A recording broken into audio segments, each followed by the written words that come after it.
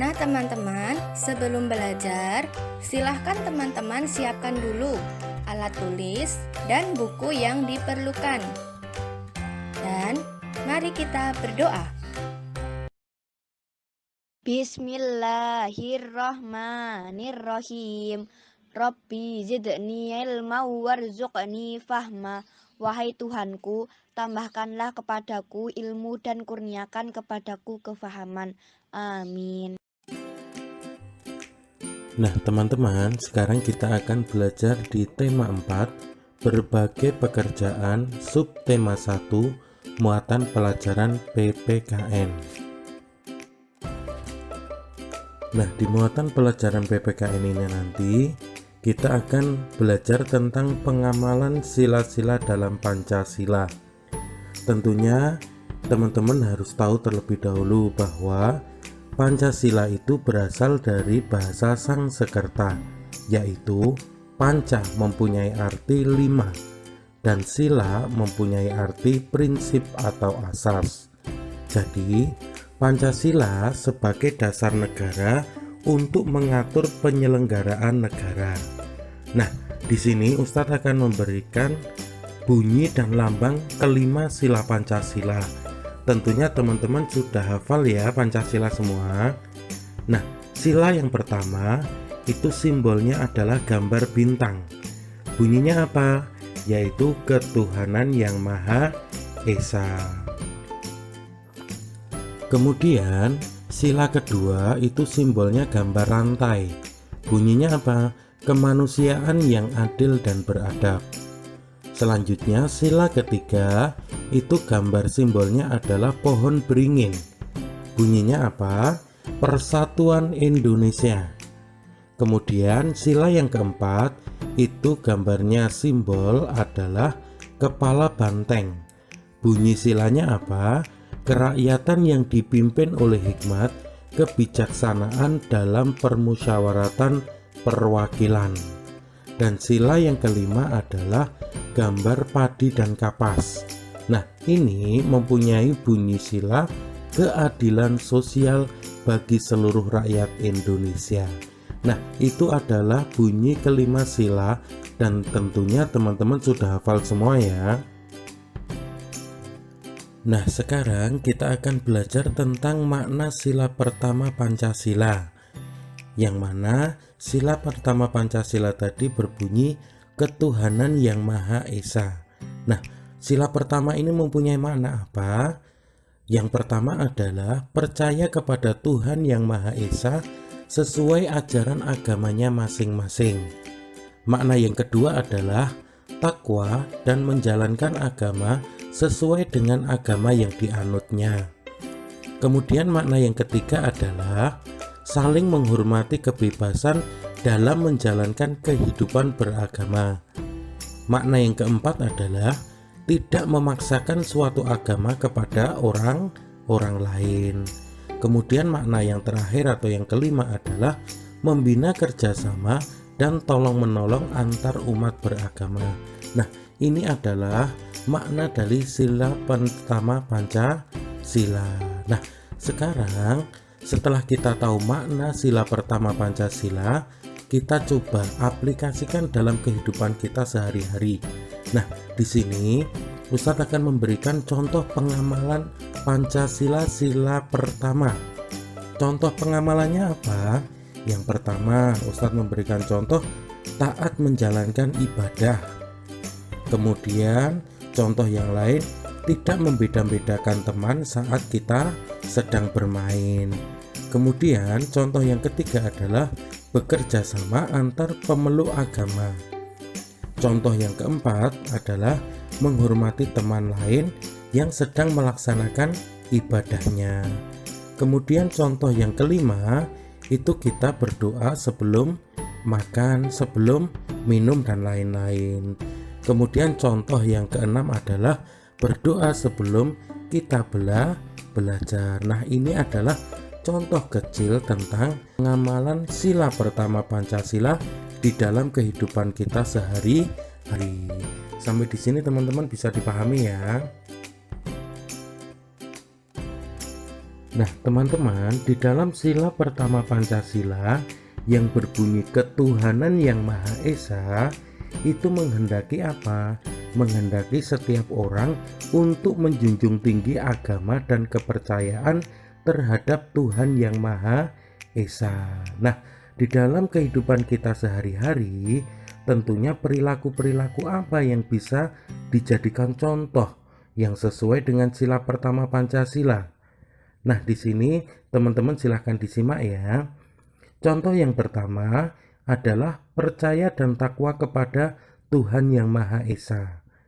Contoh yang kedua, tidak membuat kegaduhan saat umat beragama lain sedang melaksanakan ibadah.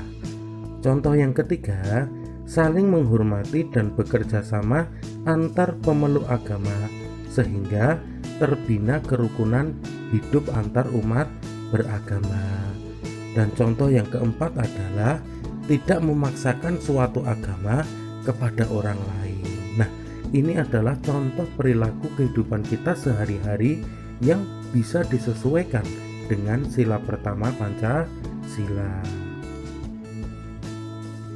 Nah, teman-teman, sekarang kita akan belajar tentang nilai-nilai yang terkandung dalam sila-sila Pancasila. Pancasila merupakan dasar negara yang mengandung serangkaian nilai, yaitu ketuhanan, kemanusiaan, persatuan, kerakyatan, dan keadilan.